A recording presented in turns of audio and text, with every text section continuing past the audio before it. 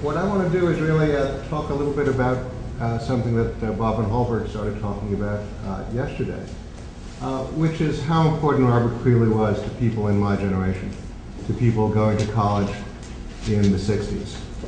And it's really been extraordinary for me to see him here years and years later. I'll talk a little bit about the first time I saw him read, which is very different from this. I've learned a lot from seeing him in this incarnation.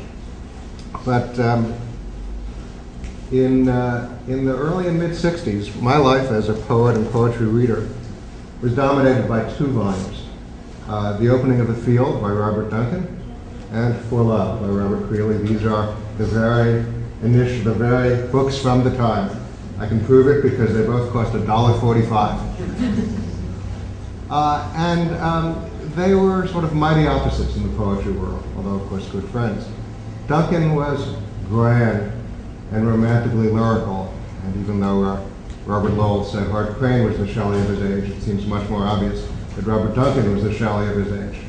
And Robert Duncan wrote about Black King Lele and mythological things and romantic things and a place rumored to have been Sodom, and it was all very grand and melodious and moving, but it was distant. One thought, that's what grand poetry is like. On the other hand, there was Robert Creeley, For Love, which was intimate, which spoke to you with a kind of directness that was just extraordinary, and showed you how to be lyrical without sounding romantic, how to be romantic without sounding romantic, if I can put it that way. Robert Creeley taught me, and I think everyone my age, what line breaks were really there to do in poetry. Maybe we could have learned this from Williams. Maybe we should have learned it from Williams. Probably Robert learned it from Williams, but we learned it from him. Somehow Williams was also too grand. Whereas Creeley wasn't grand. He was intimate. He was spoken a voice that you could recognize with very obvious art that yet, because the line breaks couldn't have been more emphatic. And at the same time, the artfulness, the obvious artfulness, somehow seemed to increase rather than decrease the sense of sincerity. So for me, I've been told that people don't read For Love anymore. They read Creeley's later work, which of course is wonderful. But I recommend to you For Love.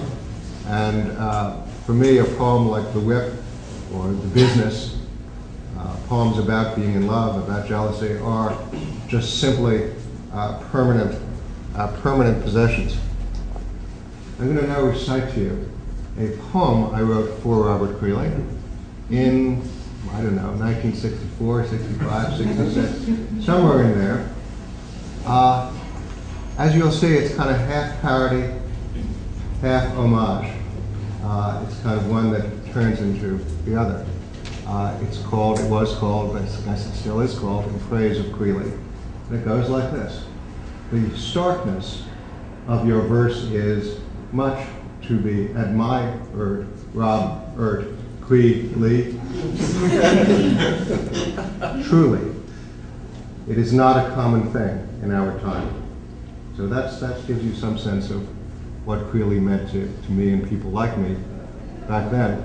But now let me tell you what I learned from seeing Robert Creeley read for the second time. I saw him read for the first time when I was a graduate student at Harvard sometime in the 70s. And he was nervous and intense and scary. And I thought, I didn't even think about going up to him and trying to talk to him. So seeing him here, I was utterly amazed. Here's this figure of geniality, humor, and instead of this intense, nervous being who's like an electric wire, suddenly this humane, genial presence emerged. So I learned that. I learned that of the geniality of Robert Creeley's spirit. I also learned, which I didn't know and probably should have from the poetry, the importance of artists to him. That was a very interesting revelation for me of something new that I didn't know. I knew how important art was to other poets, to John Ashbery in particular, Frank O'Hara, but I didn't know that Robert Creeley was another poet with a lifelong engagement with the visual arts. So anyhow, that's as much as I wanted to say, and the idea of this afternoon, I guess we have, how long should we take, Rick? An hour or so, just to take questions. I guess I have a question I might open things up with. Do you want to talk? Sure. No. I know Bob Holberg gave a little picture yesterday of his sense of your career moving from roughly the subjective to the objective, and I was wondering if that struck you as the arc your career had taken, or would you put it differently? It's one of the changes, let's say, in the senses of poet that has seemingly happened since in the last years is the imagination of career. For example, shortly before his death, William Bronk had been scheduled to appear at a small festival in England, called Three Towns Festival or something of that kind, and he hadn't been able to come because of his health, but he had sent a tape, which was happily played to the group, and was very, very dear to hear him. In any case, back in Buffalo, a few weeks after, he called to find how the tape had been received and all. And we talked a bit, and at one point, apropos nothing, he said, "Did you ever think of yourself as having a career?" And I said, "No, I never really did." And he said, "I didn't either. I did not that it was ironic, but it just isn't it so that I would say I'm more like water. I took the path, the contours and shapes and factors of the ground permitted or secured. I didn't. I always felt in some ways not so much less than, but embarrassed for a larger engagement. For example, recalling or thinking of my very particular friends of my life in this way, Charles Olson, or Robert Duncan, or Allen Ginsberg, or Denise Levertov, and then of our elders as Louis Zukowski or William Carlos Williams, or great figures of my own imagination, Ezra Pound, and so on. I was trying to think of the pleasant person who edited one of the two editors of the first Norton anthology that said Richard Ellman, who says, well, if Olson is Maximus, Creeley is Minimus. And I always thought of us as sort of like the Billy Goat's Gruff. I was the first one on the bridge, and I said, you don't want to really throw me, you don't want me, you want to wait in the next one, till finally the Olson arrives, so to speak, and knocks the troll into the creek. But I did feel I had no overarching or locating plan. I had, most aptly said, each day another. The preface to For Love, frankly, says it as aptly all these years later as I hoped it might then. It's, let's just take a moment to read it. If it's here. It used to be. That's the first. Yeah, here it is. It says, it seems to me now that I know less of these poems than will a reader, at least the reader for whom, if I write for anyone, I have written. How much I should like to please. It is a constant concern. That is still true. That is, however, hopeful and pompous and not altogether true. I write poems because it pleases me very much. I think that is true. In any case, we live as we can, each day another. There is no use in counting, nor more say to live than what there is to live. I want the poem as close to this fact as I can bring it, or it, me. So that I had no, let's say, locating design or prospect, whereas an extraordinary poet such as Ezra Pound or Charles Olson really did. Olson, for example, much admired what he felt was Pound's walker, that he had effectually a construct or a work in progress that could be returned to daily or each time circumstances permitted to have something to do there. I had curiously to begin all over again, as it were, each time.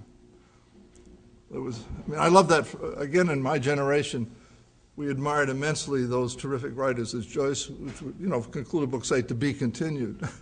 All of the major works of the period were curiously to be continued in one way or another.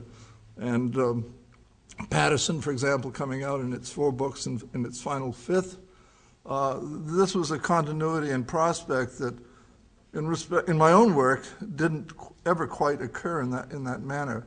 What he or she might do next was a factor, but there was no design that would necessarily find place with or in.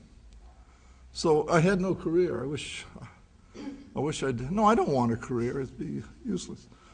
What would I do with a career, so to speak? Please, Bob. I wanted to get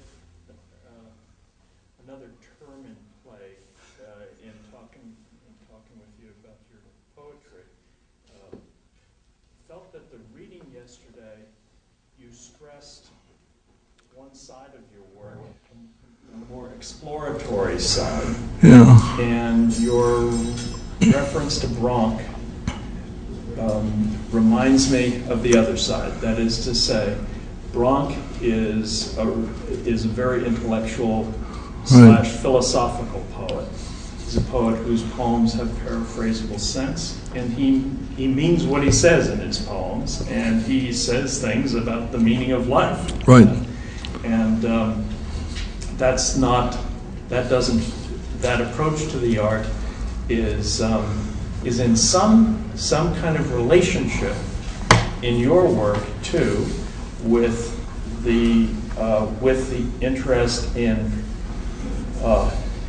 exploration. Right. And I'm thinking very much of the wonderful Muslim prayer. Right. In God. by Catholic terms, it would be "Lead us not into certainty," Right. but Lead us into bewilderment. Yeah.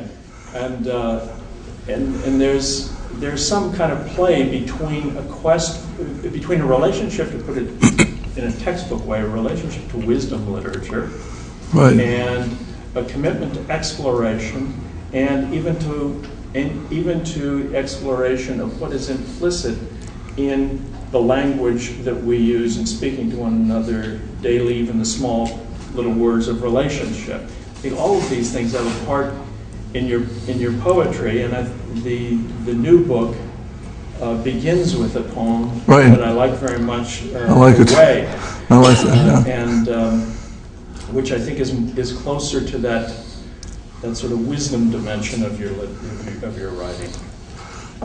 There's a phrase that Charles Olson has in the Max testing and missing some proof. For me, I loved Williams's "The Poet Thinks" with this poem, and that lies his thought. That made such absolute sense to me that the poetry gave me a modus or a means or a construct wherein I could think of and with and in the world, and not so much have nothing happen that would hurt me, but quite the contrary. I mean, sometimes it was very unhappy or unpleasant what came to be recognized in that activity. But the point was, it gave me a place to think of this or that as the case, and to go beyond the not to boldly go in some aggressive sense of necessary forward movement, but to take chances, so to speak, or to go places I didn't know. One of the things that still amazes me in retrospect is that one time in New York, having been in this extraordinary jazz concert, I think it was at the Open Door or the Five Spot, one of the other of those two clubs. And I came out and everybody was off, in their various terrific companies going this way and that, and I was by myself as it happened. I saw just on a side street, just around the corner from the club, there were these, people getting into a car. And without, frankly, even thinking, I just got in with them. And I remember it's probably the most wonderful thing I ever did. I mean, nothing remarkable came of it. But we went off. I remember they said, who are you? I said, my name's Bob, and so on. And everyone introduced themselves. There were 5 of us or 6 in the car. I mean, one of them was Alan Eager, this extraordinary tenor sax player of the time, who no one knew in the car other than me knew that he played the saxophone. And we went down to the Fulton Fish Market and drank for quite a while. And then one of the people was a classic guy from the West Indies who we just ended up sitting up talking all night. I remember he recited to me all of the King of Hallam in Spanish, which was just as the sun was coming. It was a glorious moment. But that's rather like the impulse or sense. It isn't that one's stupid or simply leaping into situations of no known parameter or diameter or condition, but that somehow yielding the simplifying, controlling authority of one's own understanding or intelligence, and poetry is an extraordinarily useful companion in that circumstance. It'd be interesting to compare the 2 poems called The Ways. Yeah. I remembered there's The earlier one, right? A poem in For Love called The Way. Did you notice? Which is a very different poem. It's a love poem, and I'll illustrate here the 2 different stages in the. Well, let's not call it career. Don't. The guided wanderings of Mr. Creeley. Well, for one thing, no one is that, at least in our contemporary world, no one's, at least in the world we here live in, is that clear as to what a poet either is or is supposed to be, or in any sense can be. What is a poet? We can define, say, historian or doctor, or many qualifications of our activity are reasonably simple to locate and define. But poet is curiously difficult, and certainly what he or she does as that condition of person is equally difficult. I mean, the wonderful sort of business in say older dictionaries that said a poet is a person who writes poetry, and poetry is written by a poet, and so that one's in an absolutely circular pattern of definition. Any questions please? Yeah, he made this comment, and I would love your opinion. He said that Olson and Pound and Williams were public intellectuals, not academics, and they were in dialogue with society, and that's why they could create these huge works, these incredible masterpieces, which are Patterson and Maximus and the Cantos. But that later poets have been somewhat co-opted, and so they don't write these magnificent works anymore because they have to get in the magazine, they have to do other things, and so their world has become smaller. I think Olson had he referred to people occasionally in some irritation as epicene poets who worked comfortably within the securing patterns of a social habit or social response. And there's nothing wrong with it or right with it. It's just it's not, and nor is it so simply defined as status quo. But it's poets who work in particular relation to a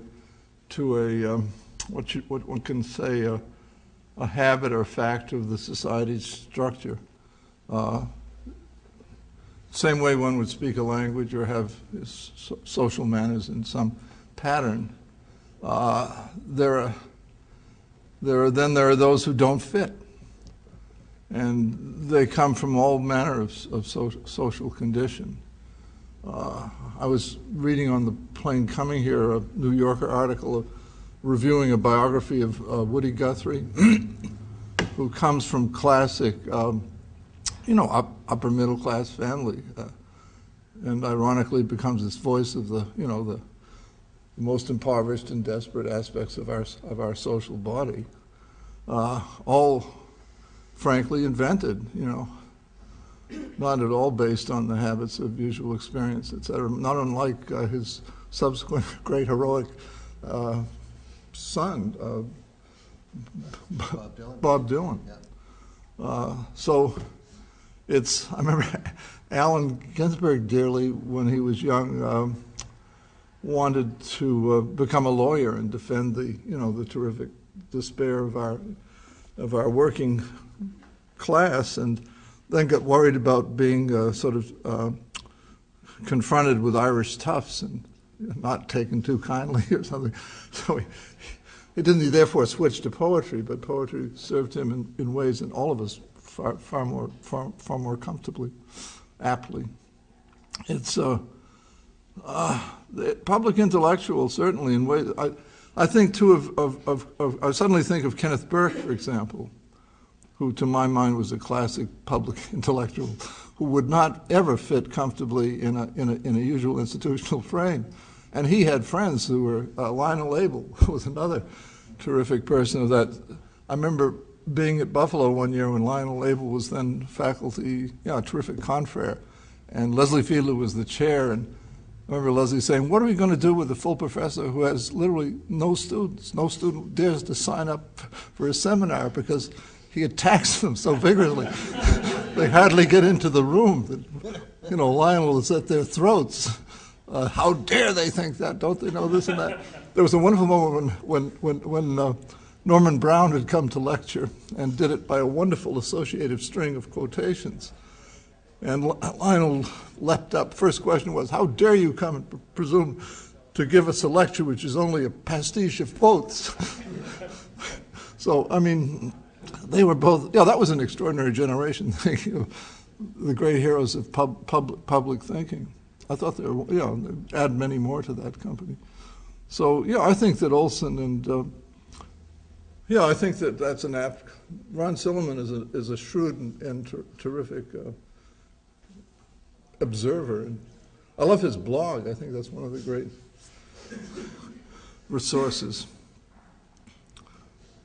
I'm not sure if this is actually a question, but I was wondering if you could talk a little bit about the relationship between what Richard was saying about the intimacy of your verse and what sort of your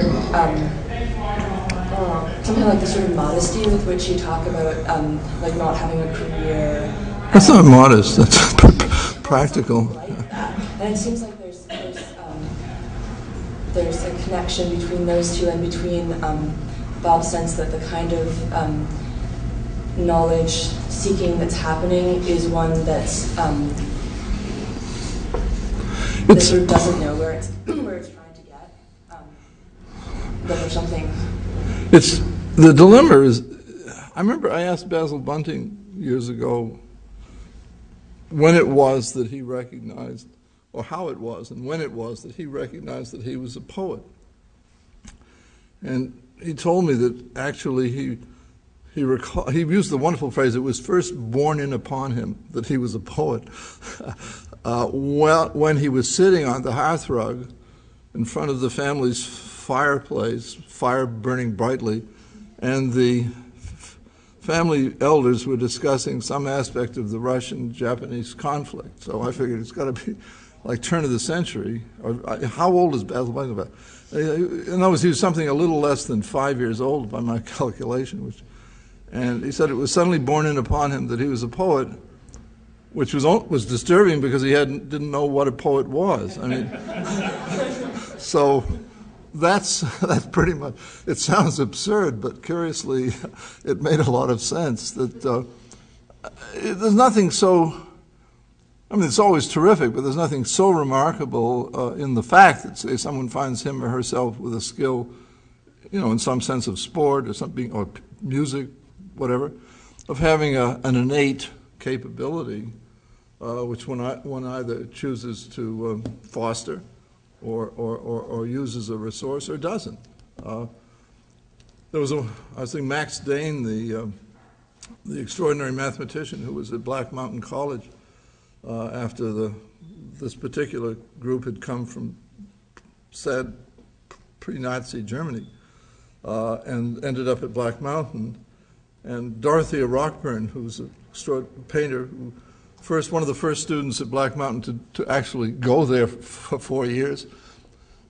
She came to visit a seminar I was teaching last fall in Providence and said, at Black Mountain there was no hurry for the student to graduate. In fact, there was almost no procedure that permitted the student to graduate. In other words, we needed students far more than we had no interest in seeing them go.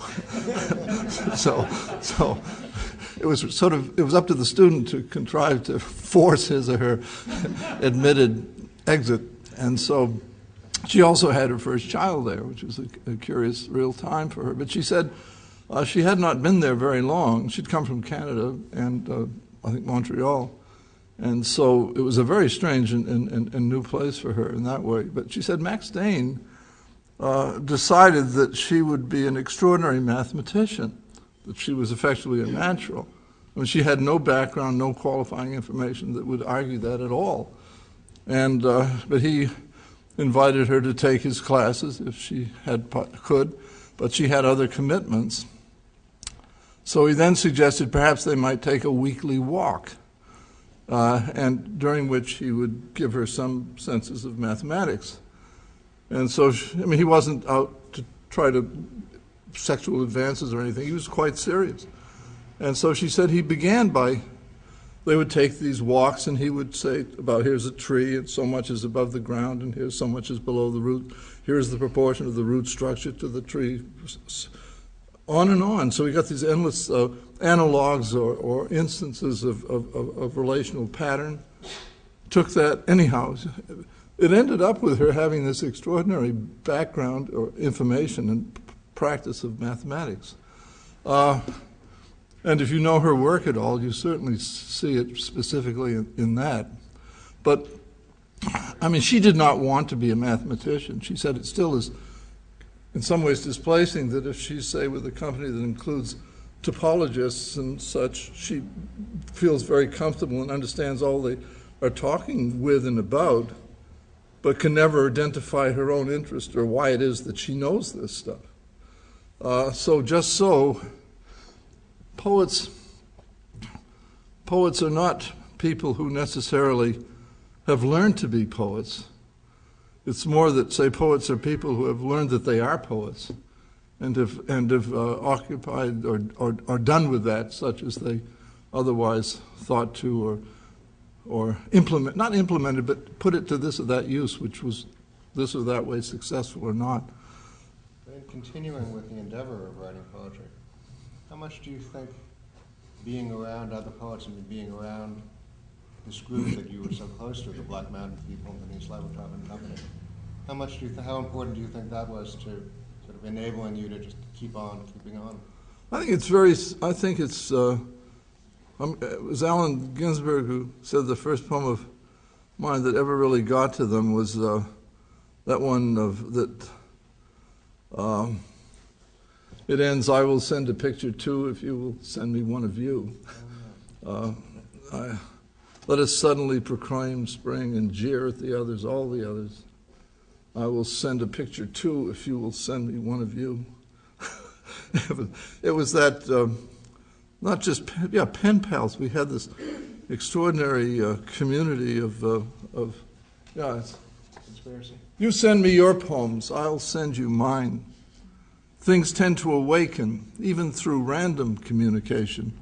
Let us suddenly proclaim spring and jeer at the others, all the others. I will send a picture too, if you will send me one of you. It's called The Conspiracy, and it's really not funny.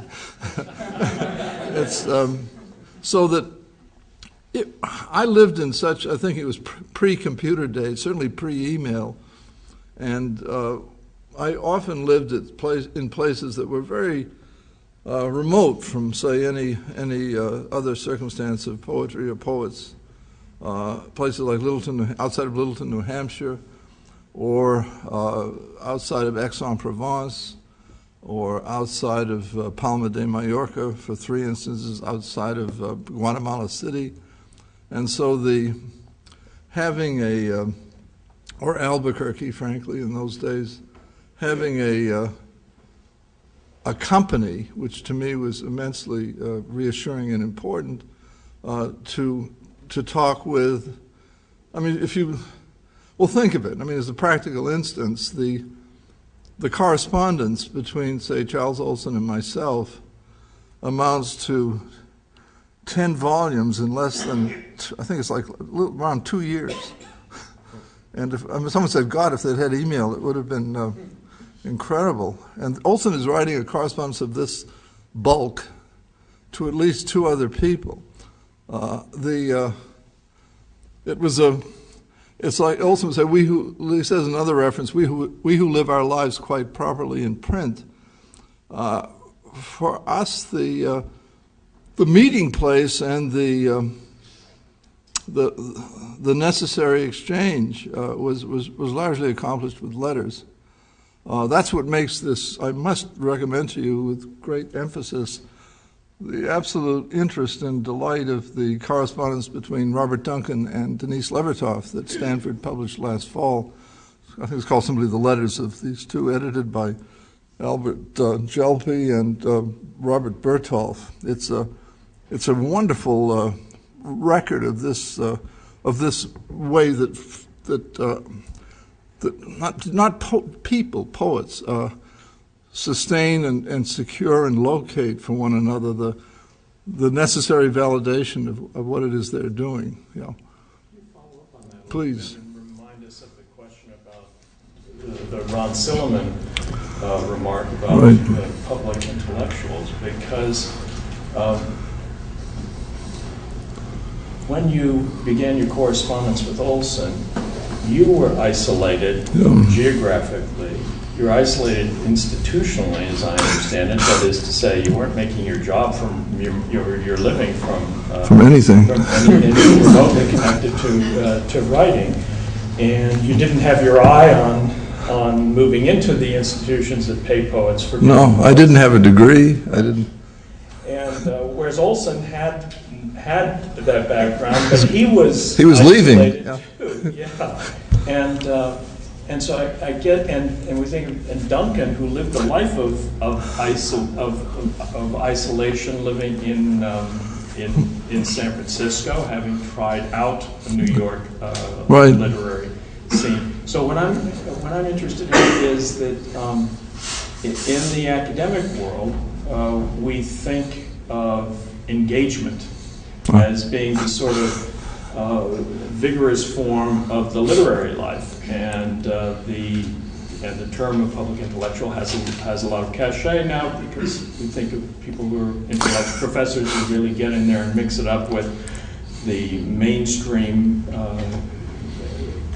power structure, intellectual structure, and so forth. Whereas actually a lot of our literary culture comes to us from retreats of withdrawal. I know. And I think sometimes I think that we've got our eye on the wrong place. That we should be reminding ourselves of how attractive it is to stop listening to what everybody's talking about in the New York Review of Books, and find something completely uninteresting to people who are reading the New York Review. Which is not that hard to do. There, right? No, there's a wonderful remark apropos, thinking of one's terrific youth in college. There was a wonderful company there. John Hawkes, for example, was a dear and terrific classmate. Also Alison Lurie, and this terrific younger sidekick of Alison's, whom I knew as Bubsy Zimmerman. And Bubsy Zimmerman was this Bubsy Zimmerman.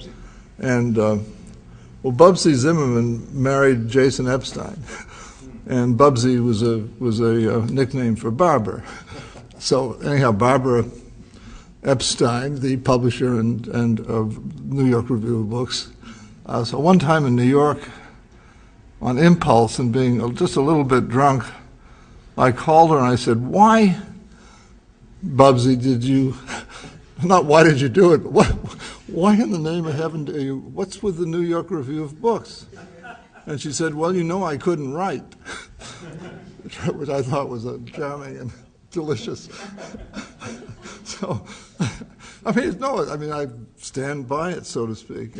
But again, it's part of the kind of terrific, weird enterprise of that generation that would end up with a New York Review of Books with Robert Silver and the whole various company. It's not that it's that ability to invent what is imagined as the necessary, which I find really, wow, that was a great, wonderful generation to be person of, at least in that capacity. Also, we had this, we had delicious elders, I mean, of all shapes, kinds, and characters. I think suddenly, too, of public intellectual, Paul Goodman suddenly comes vividly to mind, and he was an extraordinary resource. Or Edward Dahlberg, who would laboriously write attacks, and send them to all the English departments of the parent country. When one person who shall be nameless affectionately kibitzed from Olson's "Call Me Ishmael," Edward Dahlberg sets to and sends off this letter matching sections. And he told me once, in sort of thinking of institutions, wonderful advice, said, "Bob, if you ever are hired by a college, make sure you get the highest salary in the department. That way they'll respect you, and no one can talk down to you." So anyhow, it's not always been that way, but please. I was wondering if you could talk a little bit more about New Directions and James Laughlin in particular, and this kind of role in fostering this generation of poets, and just give us some more insight on that. I have a, let me briefly summarize the relation that I've had with New Directions. My first real acquaintance at New Directions was Donald Allen, when he was then working there as an editor. And I must have sent, I certainly sent poems and manuscripts to them in hopes that they might take something of mine. Not much luck. I'll never forget Laughlin's response to the selection of stories he's published. I can still quote it, and I'm sure it exists physically as a piece of paper. It was, "Frankly, I find these awfully dry and dull reading, but I think it's the sort of effort I should support." And I thought, this is my terrific deathless stories, which were not, they had the most peculiar effect on John Crow Ransom. For example, Philip Blair Rice, who was a genial associate editor at the Kenyon Review during John Crow Ransom's editorship, and John Crow Ransom had been absent on giving lectures or something. And Philip Blair Rice had taken a story of mine called "The Unsuccessful Husband." And then John Crow Ransom, was a very genial person, returned and could not understand the story. I remember he wrote me this very sweet letter, said, "It doesn't mean we're not going to publish it. We've accepted it. We will publish it. But just for my interest, what is it about? What does it mean?" And he said, "I took the liberty of sending a copy to Robert Penn Warren, and he wrote back that, frankly, he's in favor of plot. He thinks that all narrative must move from point of rest A through series of complicating actions B to point of rest C, and that a story without a plot is like a murder, story without a gun, etc." I thought, okay, so, but no one could understand the story, but he published it, actually, I'll say that for him. And but those stories got virtually the most curious, Williams called them sketches, which didn't please me at all.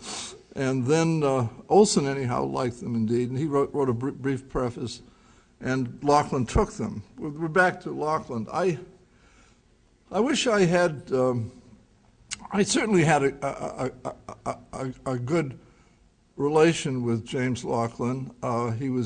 He takes me in, for example, after Scribner's effectually is sold to Macmillan and undergoes a whole transformation after Charles Scribner Jr. retires. His son then becomes the family member in charge. The firm is sold to Macmillan's and becomes a very different situation. And so I left really on Charles Scribner's advice that it was no longer to be a genial place for poets, and went, tried to see where else I might go, and Laughlin certainly took me in with generous and absolute provision. And he never, presumed to, or never did edit or ask me to change anything. In some other instances, that was not altogether the case in relation to Toby Olson or relation to Jack Hawkes in some small way, or even more so Rosemary Waldrop. I mean, the limits of Laughlin's support was, as he said, he did not want to publish anything he could not understand.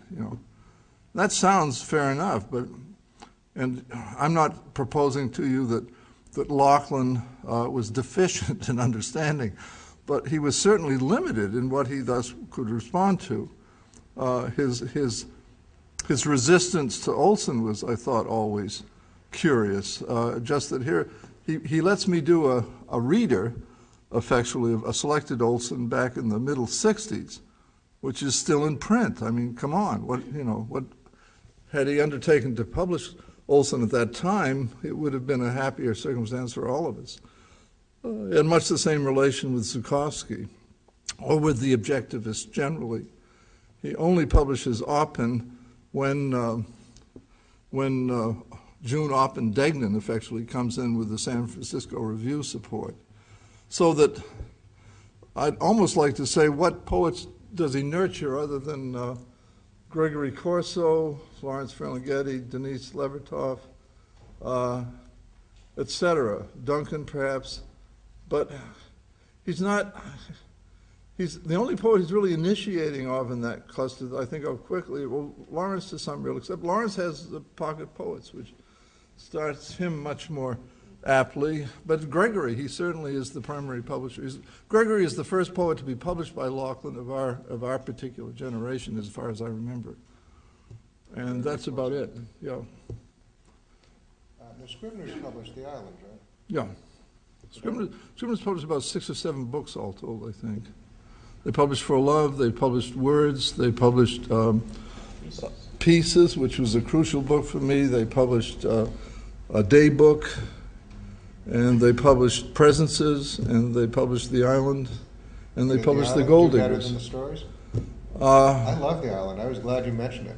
People should know Robert Creeley wrote a novel. All by that himself. is a Yeah. Well, he didn't write it, he just made it up. Yeah. But it's not a real novel, it's just made up. Yeah. But it's brilliantly written and is wonderful to read, and I don't know that it's had any existence. It's now in this compendium surviving. I mean, you can find it in Dalkey Press's Collected Prose, where it's useful. I mean, I was very grateful to them for taking it in, so to speak, to keep it in print.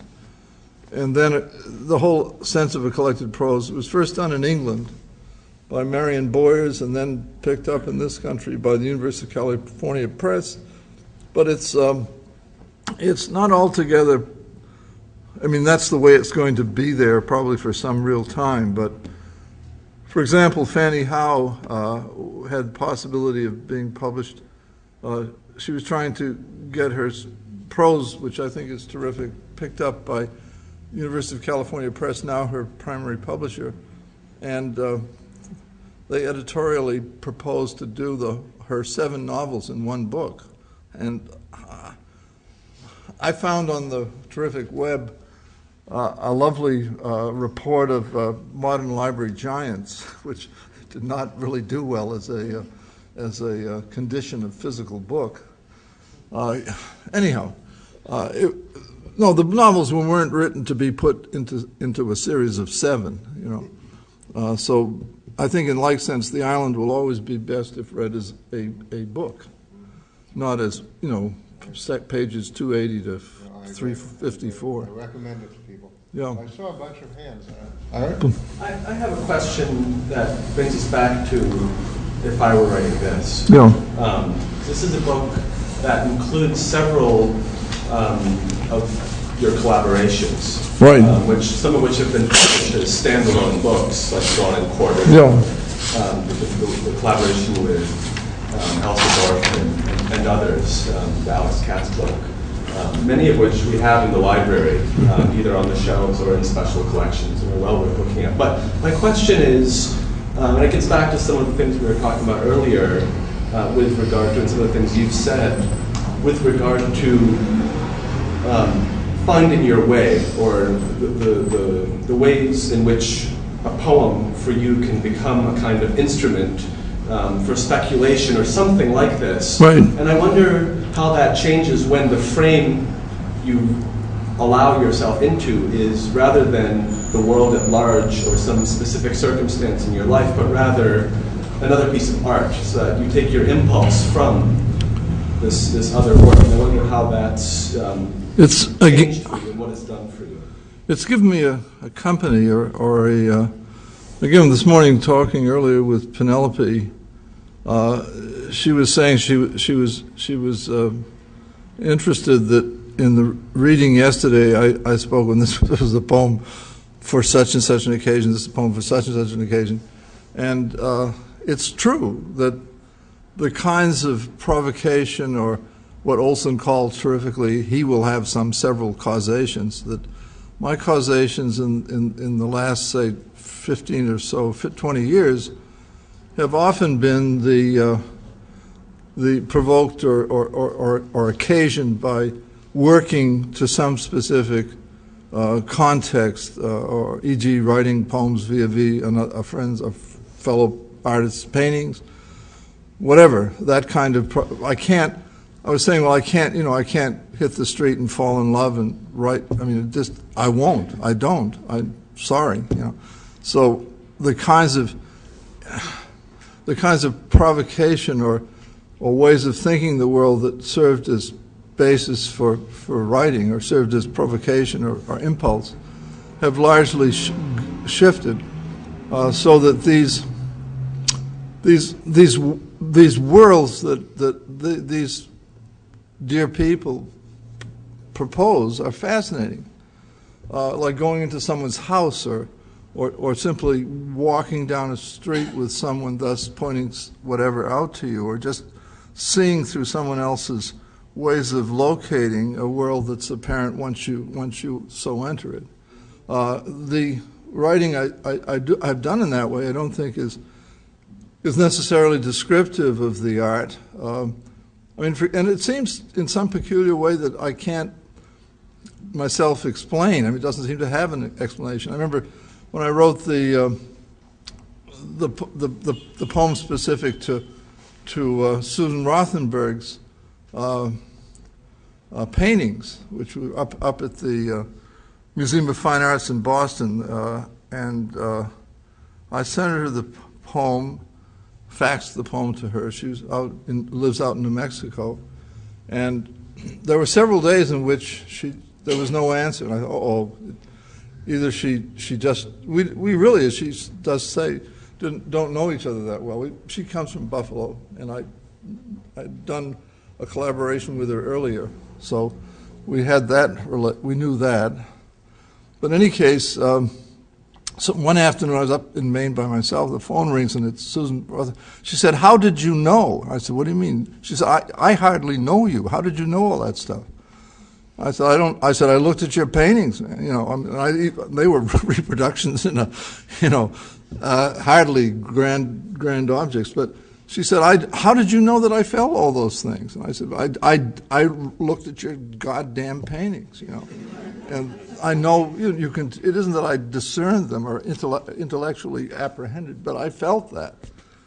You made me feel that way by looking at your work, and it isn't that's your fault or something, but that's where I got the information, and just the first collaboration, for example, with Clemente, whom I realized later I did know, but didn't know that I knew.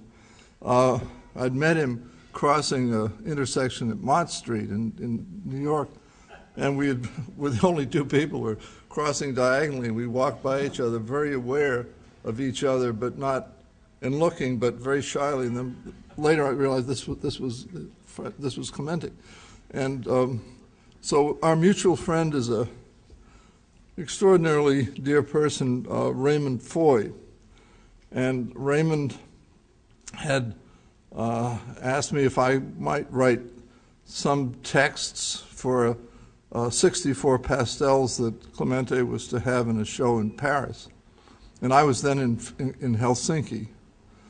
And it was fascinating. It was something terrifically to do and to locate with. And so I wrote 12 only, and they were duly published, et cetera, with the full all the illustrations.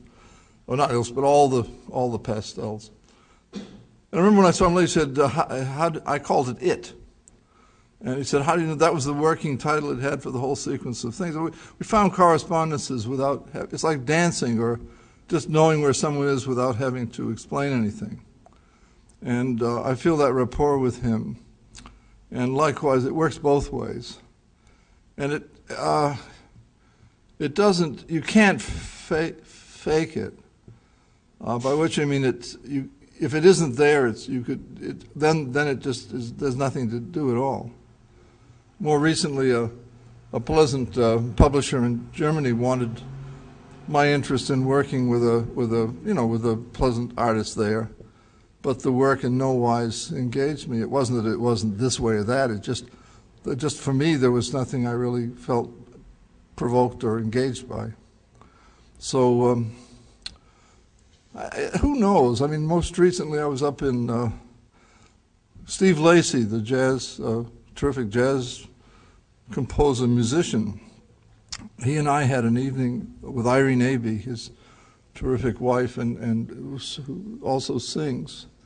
And we had an evening at MIT, and it worked. I mean, people didn't throw anything or whatnot, but Were you reading? I was reading both with and he's done several. Did a substantial recordings of compositions with my poems a few years ago, and then others since. So effectually, I began by reading, then he and Irene did a performance of the songs, then I read and he improvised back at me. And we just feel very at ease with each other. And I've had the same relation with Steve Swallow, for example, who's interested in using the poems as not as a grid, but as a way of phrasing and whatnot, and how. Anyhow, that's a whole other story. But those kinds of relationship are, to return to your active question, are freshen everything. Just give me it's like, what do you do here? You know, it's like instead of saying, oh my God, same old thing, you know, blah, blah, blah. I know myself to the point of, at times, almost disgust, you know, in the sense of, not that I'm bored necessarily, but that I never had that much to say, as my mother would say.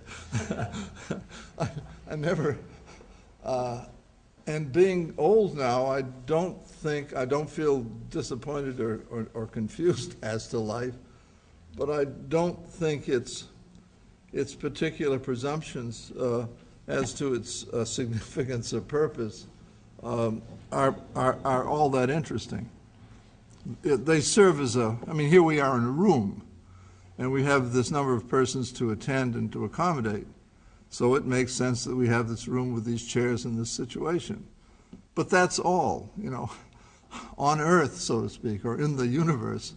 that is such a modest instance of anything, you know. And there's no reason that that should dismay us or make the moment less interesting, but it should never be valued as having, therefore, to have all time as its condition. Well, this kind of comes back to Jenny's Yeah. modesty question, which she wasn't sure she wanted the word, but somehow it seems to capture something. Are there other questions that we should maybe have a couple more comments and then Then we can really enjoy all the die. afternoon? Yeah, No. yes. In your sense of company, you talk about your contemporaries. Could you speak up a little louder? You talk about your contemporaries, and even in isolation, you said you felt a sense of unity or a sense of sticking together about something. I'm wondering now, with poetry seeming more to tend toward individual staging, I mean, even with the intimacy in your verse, there's a public appeal and a social appeal there. Do you feel the same sense of company now, the same kind of things operating, or has poetry become more and more personal?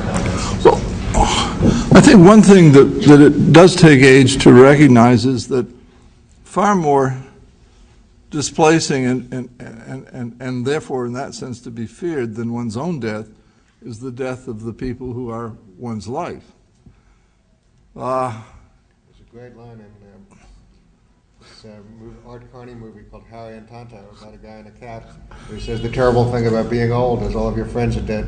Yeah, and that is all too true. I heard a very bright person talking about age and the often complaint that all, Grandpa ever talks about is, all his friends have died or that died. They said, well, suppose you lived in a neighborhood and you came home to recognize that 3 buildings had burned down. And no one would think it surprising that you would talk about this. Well, I mean, at 77, for example, the information of the death of friends is almost daily. I mean, how could it be otherwise? So that the world that locates and is your company is I mean, in my case, I think, let's say, Olson is dead, Duncan's dead, Denise is dead, Alan's dead, John Wieners is dead. We could sit here the rest of the afternoon just in that litany. So that the company has been largely decimated by obvious age, death, illness, whatever.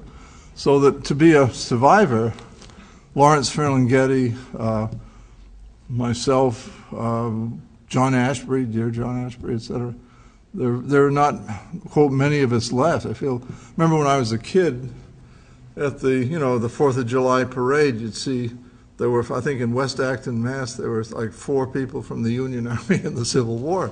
Well, I know what that was like now. And one of these days I'll be probably driven into this room as well as the I wonder if this connects up to Eric's question, but I wonder if as the people disappear, art somehow doesn't become more central. I don't know. It occurred to me these issues might be connected. Well, think of who was it? Oh my gosh. Well, I think of Herrick, for example. Trust to good verses. Then that certainly rings with remarkable truth. The funeral pyre and all that. That was one of Zukowski's favorites. Yeah. I love the way Zukowski ends effectually his own presence in A, up some Z-sided path. He disappears into his own language and work. He disappears into his own poetry. And I think that's the delicious hope of anyone who writes, to go, to pass over into the very words that he or she has been agency of. William says, I'll regret most that there's coming into them, but the words that came to me made solely of air, I regret most that there is coming into them, as he is facing death. Isn't it, death I don't think per se is threatening, but the loss of the world which was once pleasure is hard to see, hard to deal with, because the company is to me a very determining need and a defining fact of a poetry. Poetry is not. I said once, not I hope in too glib, the poetry is a team sport. You can't play it all by yourself, and no one owns it. You know, I don't mean this has nothing to do with humility. This is, but it's an activity rather than a production of thing. It has that. It shares that with music, and with the arts more generally. Yeah, it's something one does, rather than secures as objective instance. And I mean, one time again years ago in Italy, there was Alberti, this wonderful old-time Spaniard, and I had been really wanting to pay my respect to him. And finally, one morning at breakfast, I went over and shyly said, "You know, I think you're a terrific poet." And he said, "Yes, I knew you were a poet. I knew by the way you walked." And it's like gypsies, you know each other in the world, even though there's no, and you're never without company, therefore, which is absolutely delicious. You know. Well, this might be a great place to end unless someone wants to jump in. Oren, did you want to jump in at any point? Just as a way of... Another one of our poetry professors. Following up on this question, one of the things that's so striking, always about your work is the way it dramatizes the intensity of choice and diction, which is like a kind of company. It brings some languages close and keeps some further away. And I was just wondering if you could talk a little bit about that, maybe even as it relates to these other poets to whom you feel close, whether you feel close to their languages as well, whether that your diction is a piece of that. Well, they each, in very particular ways, take me places I would otherwise not get to. Very particularly, Olson would speak of poetry as how to dance sitting down. He gave me again, curiously, it obviously has to do with, as William puts it, with how to get said what must be said, or how that sense of a content wanting to be realized or made substantial in mind, or thus in language. But it's also all the way in which language can configure and come together to say something, which is to me fascinating. I had an old friend who was a classic physicist who would tell me of various formulae and for various physical events. I wish I could remember quickly the name of the particular person who gives a formula which is in all senses particular to the situation he's wanting to state, but it makes a kind of arc that is in fact not necessary. In other words, he might have put it this other way, but as my friend put it, it would have been a much uglier, it would not have been as elegant a trace. So that the way he chooses is not simply graceful, but it's the pleasure of thinking that way. And language to me offers endlessly that possibility and as one is not so much as finding or making choices, but as finding places. I mean, it's always impressed me that when the so-called writing or poetry or whatever to call it is going well, it's effortless. You couldn't make a mistake if you wanted to. It's coming to be said. It's coming to be said with such a specificness and that you just write it down. And so that when someone then says to you, "Isn't it terrific you wrote?" And that I was impressed that Williams, as he said apropos of the poem "The Rose," it had, as almost any poet I've known has had the very same experience. This was a dream. I love that poem of Emily Dickinson's "The Snake," where she has, almost a very seemingly erotic, very interesting poem, and then she ends, "It was a dream," period, end of thing. It comes right in with cadence and rhythm, the whole thing. And I love Coleridge, for example, who has no problem spacing out. And it's, you know, who cares really whether he was on laudanum or simply a cup of tea or what? But it's so wonderful to go on those terrific trips, so that the play of the language it's almost things to do with the basketball, something like that. I'm trying to say it isn't simply intellectually or even significantly an intellectual exercise. Well, I think we should once again thank Mr. Creeley for Thank you sharing all. some of his, great advice in this